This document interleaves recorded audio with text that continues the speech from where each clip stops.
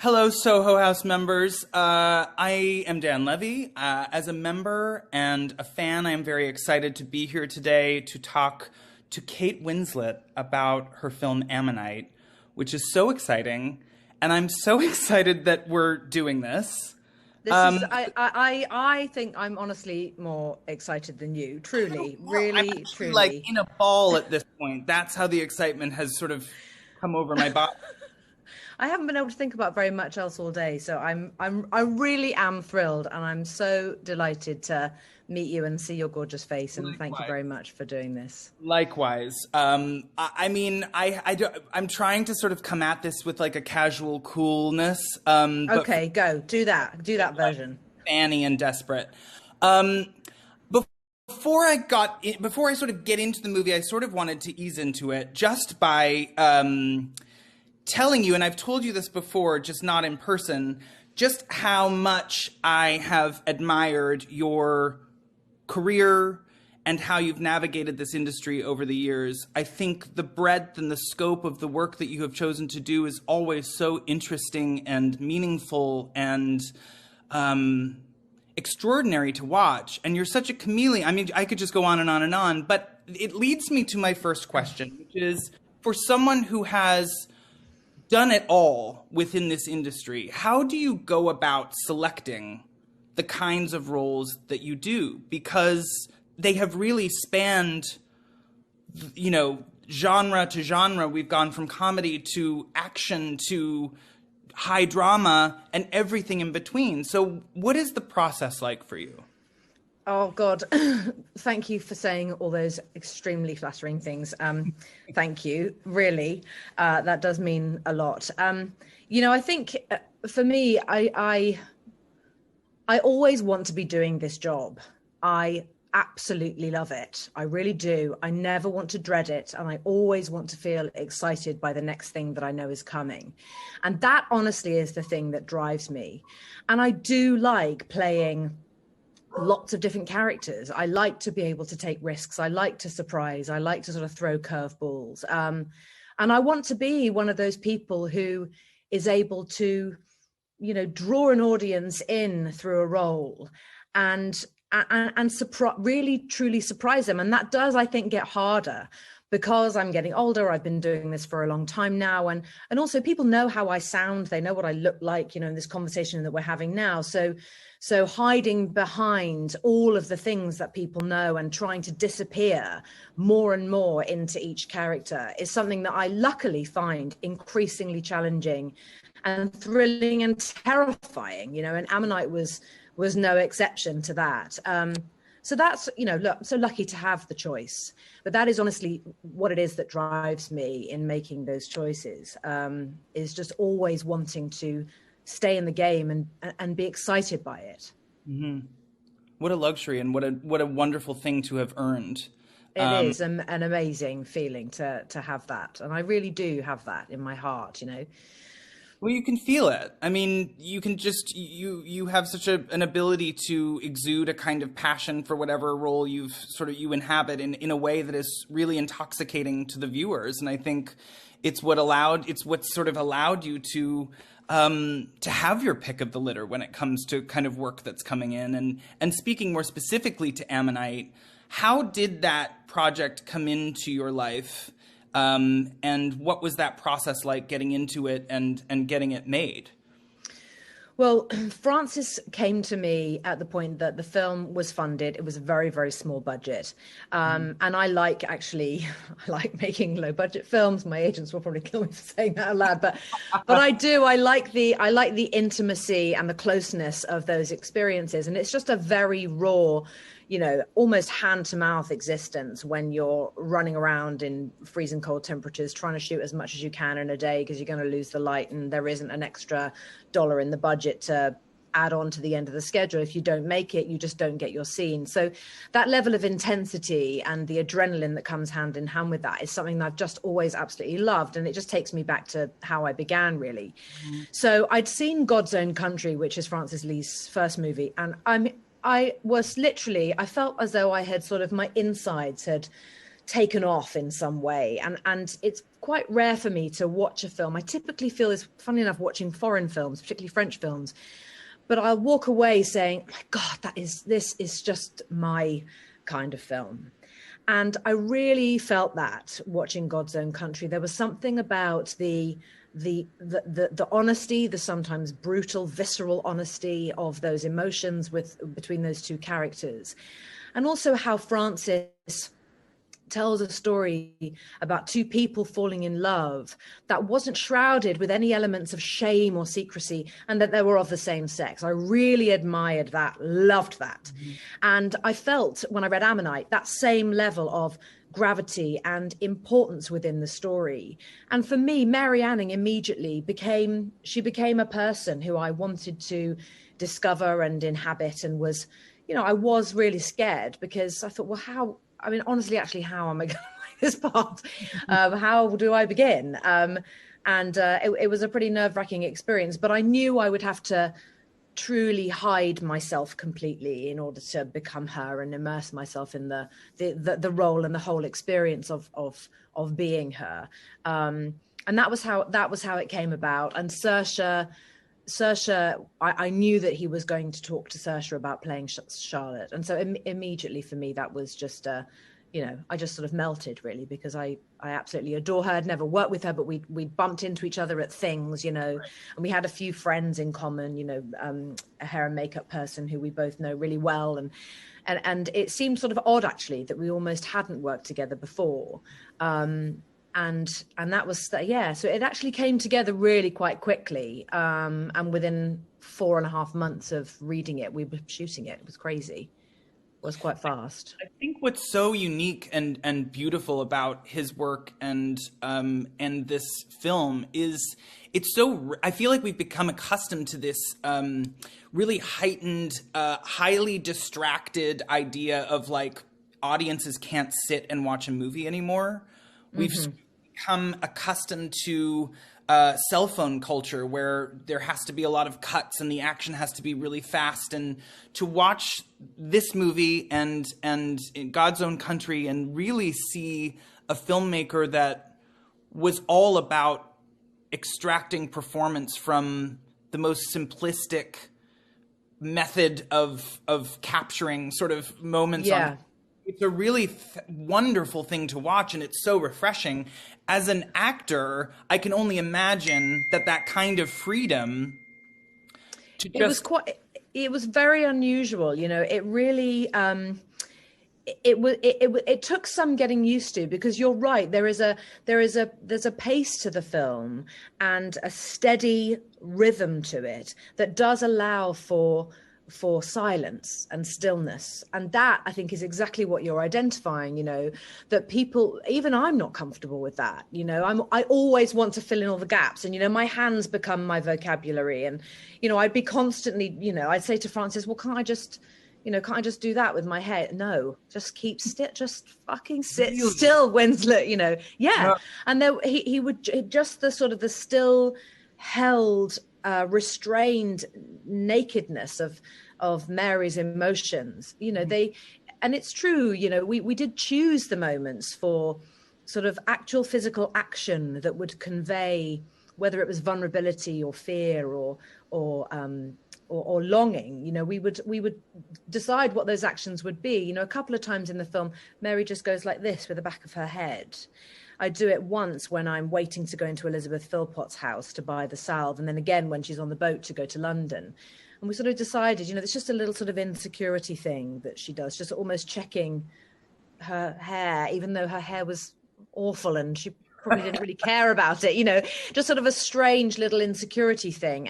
And somehow using those moments in very sparse, kind of planned ways means that they say so much more. And with a film that has so little dialogue, which again took a lot of getting used to, I had to learn how to act with the back of my hands and the back of my head. I felt like my eyeballs, and it was alarming. I would go home and I would think, well, what did I actually even do today that is going to be readable? Did I, oh God, maybe this is just rubbish and not working, and what am I doing? And you know, I would go through all of these sort of fears. Those So the fears don't go away. so the opposite to watch. It was absolutely riveting to watch the two of you navigate that story, because it was so candid and it was so bare and it was so reliant and dependent on the subtleties of the performance. And, you know, for your character to be so, for lack of a better word right now, almost stoic in Yeah. was, and at times very unwilling to let people in, and there was such a, you could tell that there was such a protective barrier up around so as to self-preserve. Those moments that you're describing were just so vital to, and again, it's what you bring to these characters too that allows for the most subtle kind of whispers of vulnerability that help sort of crack things open and allow light into a character that almost feels impenetrable. So Yeah, and you know, it's when you talk about that cracking light, letting light into a character, you know, I also felt that Francis and our cinematographer Stefan Fontaine, they were absolutely brilliant at letting those literally cracks of light sometimes show, you know, whether it was, you know, across a seascape, or whether it's on the back of Mary's hands or the side of her face, or just how Charlotte's shoulders appear with the tiny bit of light on them. You know, it adds to the sort of translucent emotion that I know he wanted to keep sort of simmering away within the story. And I loved how romantic it was, in the sense that that space for longing and desire that we so rarely are allowed to see. It's all very, you know, hands-on, straight in there, and there's no chance to kind of just observe these people finding their way. And, you know, with someone like Mary, who there's very little written about her personal life actually historically, but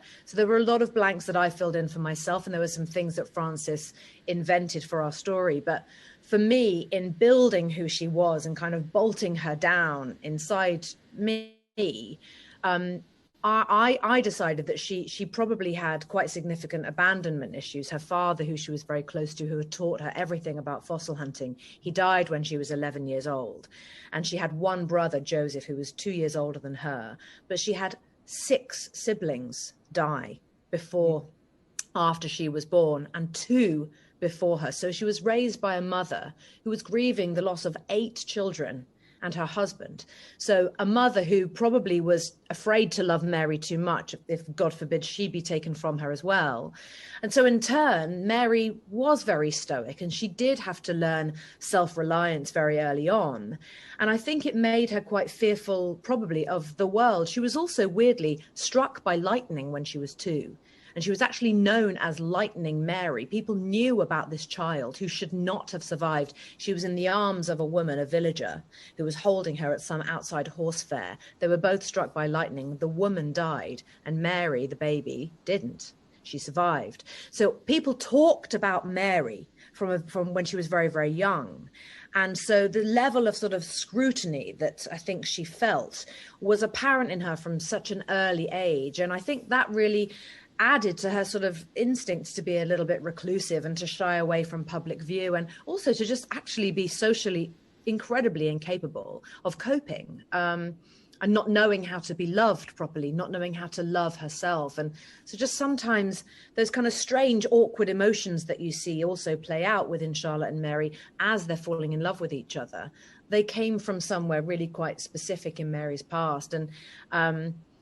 And it was really interesting trying to layer all of that in and not have it feel too much or too little. You know, it was fascinating. I can only imagine the journey of navigating it. And for people who were not aware that this is a real life story of these 2 women actually existed, these were real people. And I guess my next question to that point is, having played real people in the past, I thought what you did with Joanna Hoffman and Jobs was absolutely extraordinary. Thank you. Thank you. Extraordinary. And Thank you. I guess, you know, as an actor, what are the tips or tricks that you have when occupying a space that has or is continuing to be occupied by an actual person? How do you go about interpreting someone who is alive or was alive into your own sort of personification, because it has to be something that feels comfortable in your bones too. There has to be that marriage of who the person is and who you want to make the person, you know, appear to be. Yeah. Is that process for you, and how do you even begin to start? Is it research? Is it watching? Well, it is research and prep. And for me, I think when I have played real characters who've really existed, I've always had to do a dialect other than my own. And that becomes such an important part of creating the character and me being able to hide me behind the character. But then, of course, the trick is to develop these dialects and not be able to hear them, you know, for them to just disappear and exist. And that's really hard to do. And actually the accent in Steve Jobs that's one of my top 3 that actually made me crazy and throw things. It drove me nuts. It was so absurdly hard to do. But I did have to change a little bit of Joanna Hoffman in terms of how she spoke, because actually her you know, when she spoke, her register was actually quite high. Like, she kind of talks like that a lot, right? It's right up here in her face, right? Like this. So if I had done a whole movie with a register like that, it would not, I think, have been very comfortable for people to hear.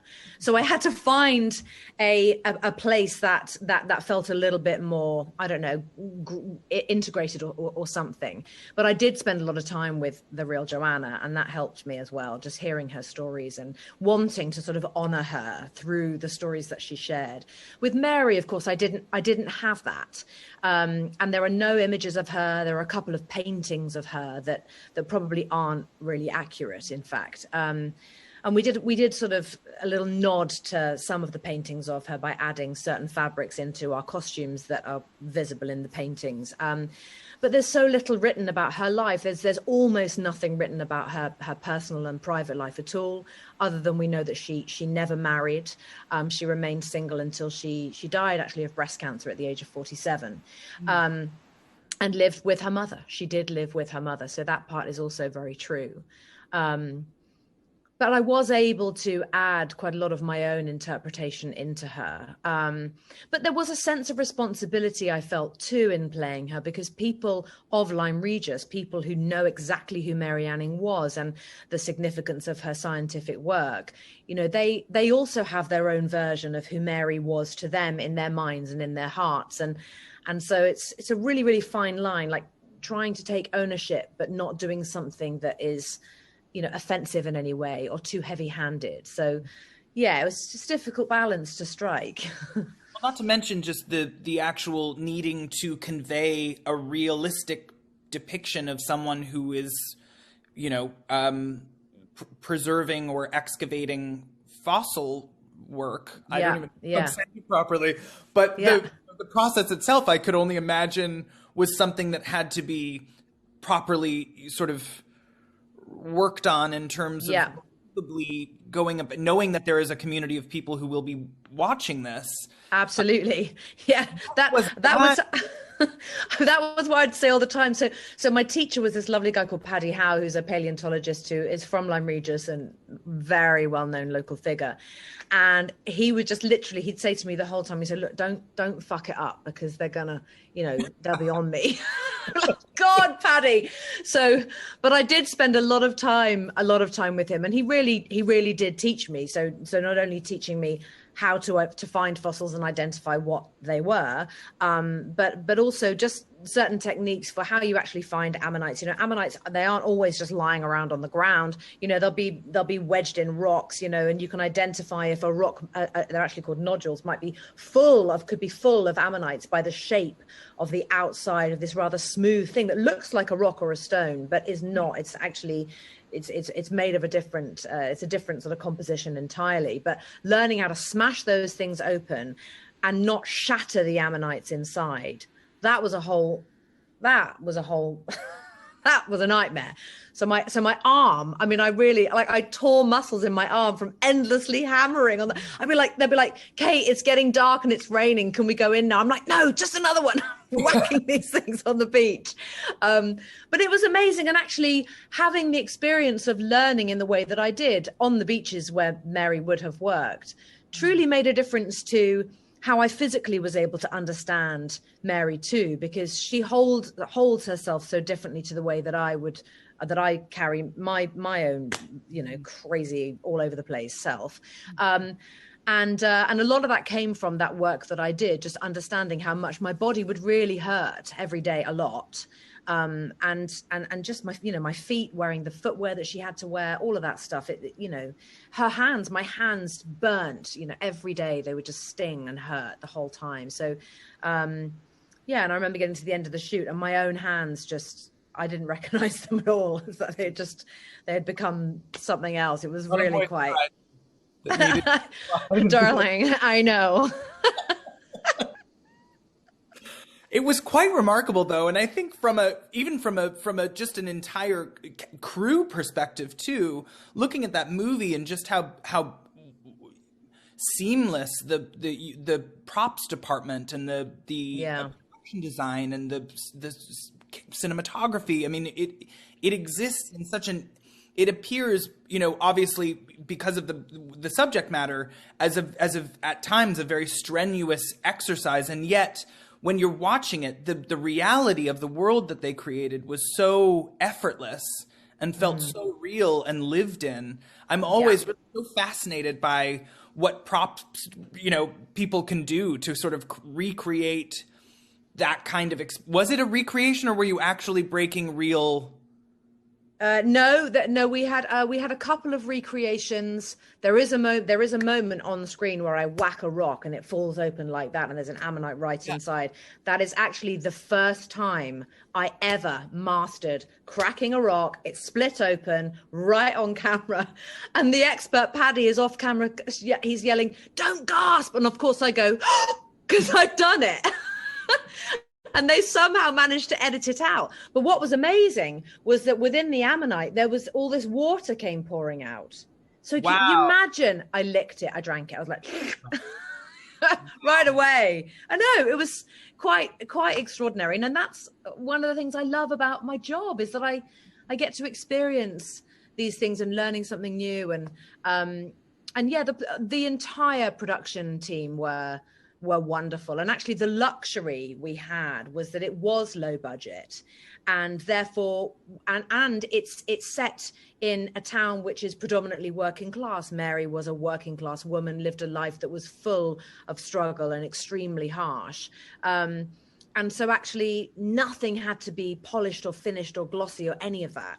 So we were constantly, just getting everything dirty and making everything look and feel real. And it's quite difficult with period costumes to make them feel like clothes. And I made a decision with Michael O'Connor, our costume designer, very early on, that Mary, there's no way she would have worn a corset.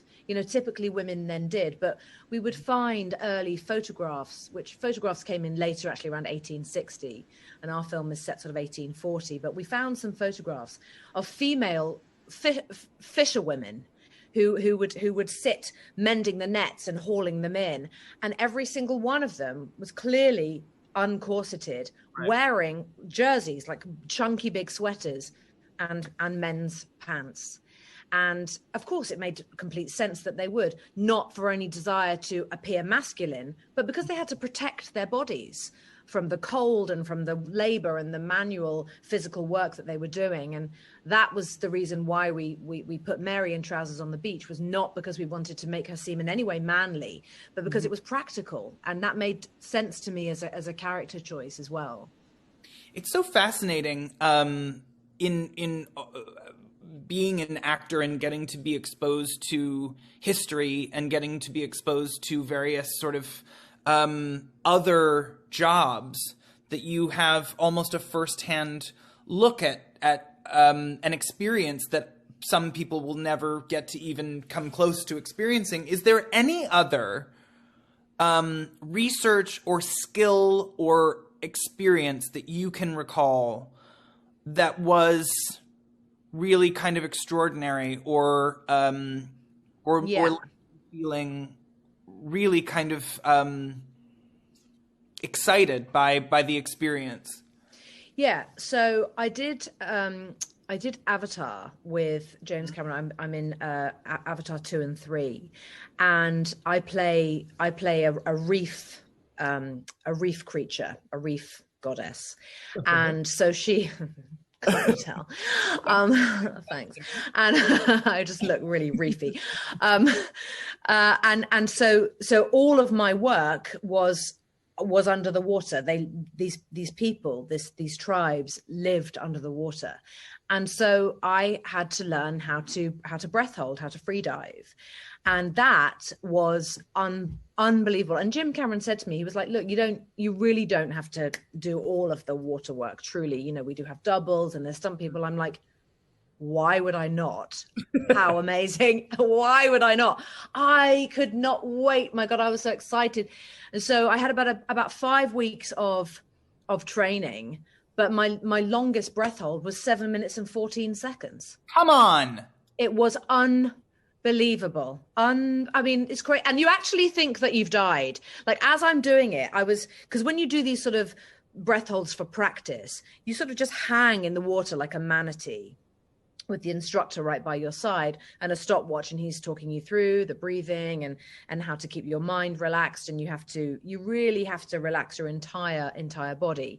And it is a serious act of will. And as was doing this particular breath hold, I remember lying there thinking, I think I've died. I think I'm dead. I mean, I think, well, maybe this is it. Maybe this is what death is, where you just like float.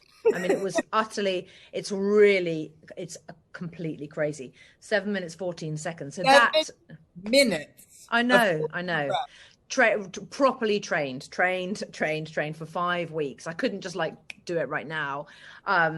But it was absolutely brilliant. And Sigourney Weaver did the same thing. She was doing all the breath holding as well. And so to be under the water, 25 feet down in a tank, weighted to the bottom with Sigourney Weaver, we could just do a 3-minute scene right there, underwater, no problem, holding our breath. No bubbles, no goggles, no clip, nothing. Amazing. And to see Sigourney do that, who's in her 70s, I mean, it's incredible. This is news. Holy cow. Yeah. Well, I mean, there you go. That is something. I get to do a lot of cool things for my job. Well, I have 2 more questions and then I'll let you go. Okay, honey. Knowing how intense this process was, and I don't know what your process is in terms of being able to sort of shake the character either at the end of the day or at the end of the project. To have experienced Ammonite and Mary, and then in terms of, because then you have Mayor of Easttown, which is coming out, which doesn't look light. It looks very, I mean, I can't wait, but it looks very heavy. Yeah. Was that within a close proximity to each other? I guess what I'm looking at is like, how do you balance wellness psychologically with the weight of inhabiting these characters? Well, it's really interesting that you ask me that question at this particular moment in time, because I have to be honest, I actually feel in the last year and a half, I have lost the balance. I truly do. And normally I'm a Libran, and that apparently we need to be balanced. And I'm not overly into astrology, but the more I get to know myself, I do know that to be absolutely true. And I've lost the balance because I went from Ammonite, which we wrapped in April of 2019. And then I was almost immediately in preparation for Mayor of Easttown, which I knew that I was doing even before I'd started Ammonite, actually. Mm-hmm. So I was already thinking about Mayor slightly in the back of my mind. And then letting go of Mary was quite difficult, but slightly helped by the fact that I did have to just start concentrating on Mayor right away, because I play a detective who is in personal crisis and is in charge of solving a murder that happens in episode 1 of a young local girl who everyone knows within this community. And I had to, my God, I mean, I spent time driving around opioid districts in Philadelphia. I had to learn how to use a gun. I'd never even held a gun before. Mhm. A lot of things that were very, very, very difficult for me to do. And working with police departments in the real East Town and Delaware County in general, and they were amazing people. And the dialect, I have to do a Philly accent, or it's a Delco accent actually. All of that, again, that was another one that made me throw things, a lot of things, and smash some things too. Also, I remember. But Mare, so Mare started shooting October 2019, and then we stopped in March because of COVID.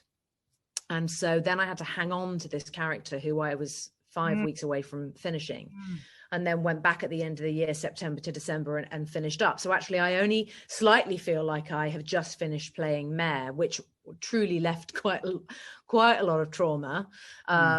Which, if you watch the show, you'll see why. It is pretty heavy. So, and I can see why.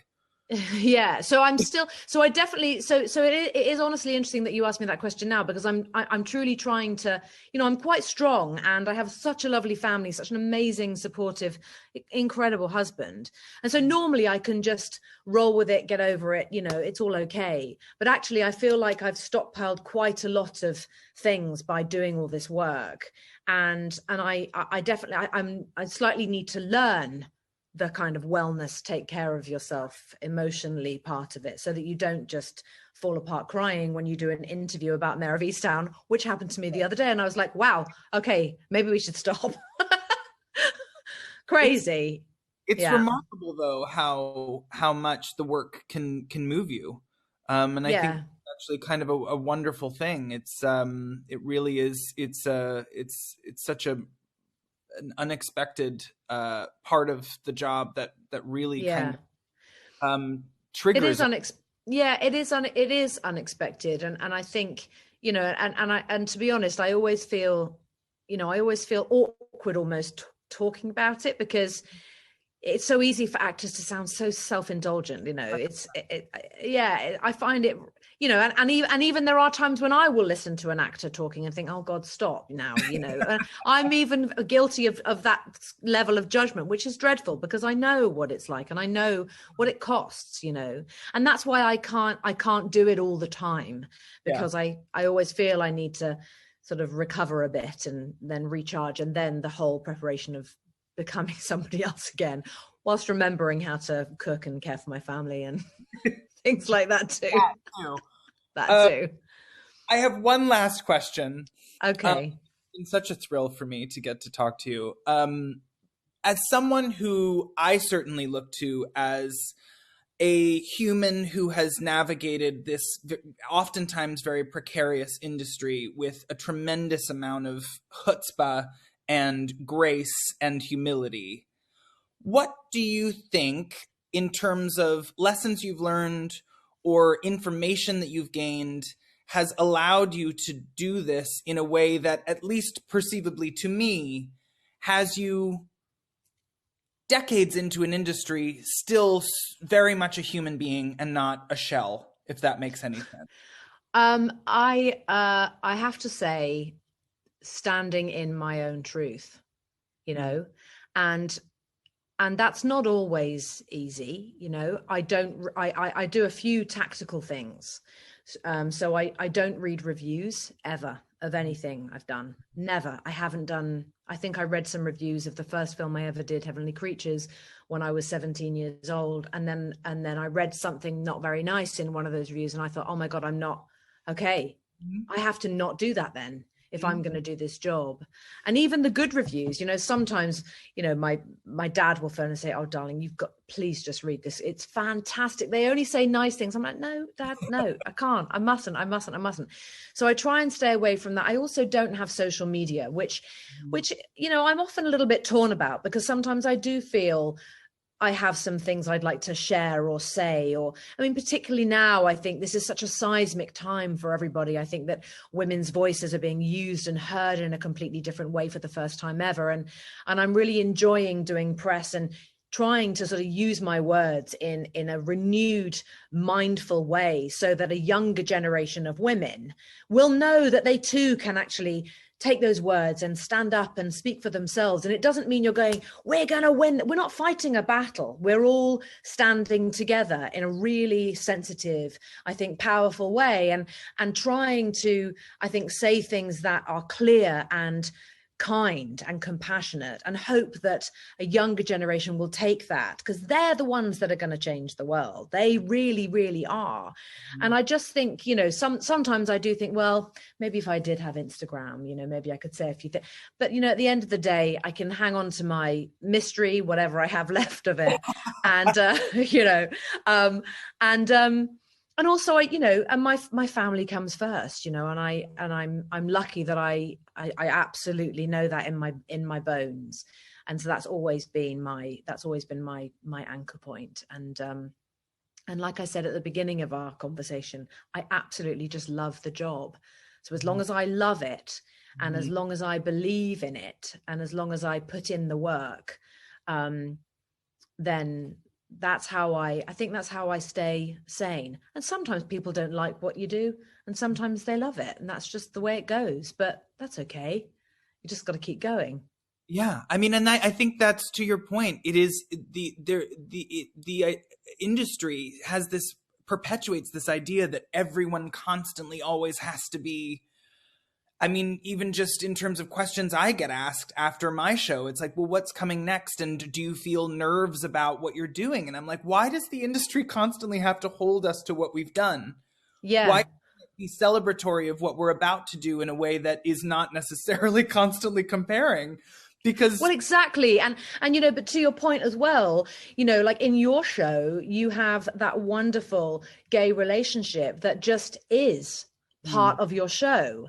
But people notice that and talk about that. And I feel with Ammonite, because it is, again, it's an LGBTQ story, the same sex connection between two women, that just is. It's two people falling in love. The fact that they're women is never explained or justified or sort of used as a part of the narrative in a sort of fearful, shameful way with hesitation and secrecy around it. And the thing is that I just feel that if we are, which I hope we are, if we're to move towards more LGBTQ stories just entering our mainstream, you know, that's our world we live in. Why isn't that in our movie theaters and on our TV screens? You know, why are we constantly comparing those few storylines that exist? And it's because there are so few. yeah, You know, and so I feel like with your show and with Ammonite, I hope that we're both contributing, you know, to that evolving, important conversation in a way that, you know, is sincere and positive, you know, and normalizes same-sex connection. You know, I think and gives people something to see themselves in, ultimately. Yeah, exactly. Shared experiences, I think, are what's going to build us into a kinder future, hopefully. Yeah, you are right. I agree. Well, I mean, I could talk to you for the rest of the day, but there's only so much bandwidth, I think, on the internet. So until I talk to you again, this was such a thrill. Congratulations Thank you on another extraordinary performance. And thank you for talking with me today. Oh, thank you for talking with me, Dan. Means a lot to see your lovely face. Thank you so much. Thank you.